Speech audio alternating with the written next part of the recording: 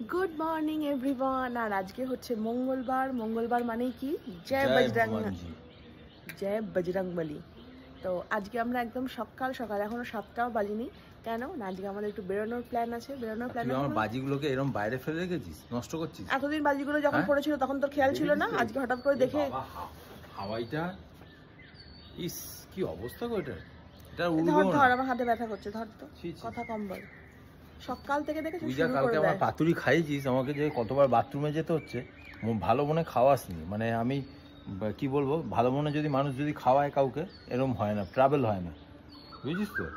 কি বাজে কথা বল। আর মানে কোনদিন কেন বলো তো, আমরা সাক্ষী থাকলে এরপর কোনোদিন আর ভালো মন্দ কিচ্ছু কেন রান্না বলো করে তো, খাওয়াবো ও না। সব রান্নাগুলো ওই তো করছিল, আমি শুধু ক্যামেরা করছিলাম। ওই জন্য মানে মনে মনে বলছে, ও খুব মজা নিচ্ছিস, আমি খাচ্ছি।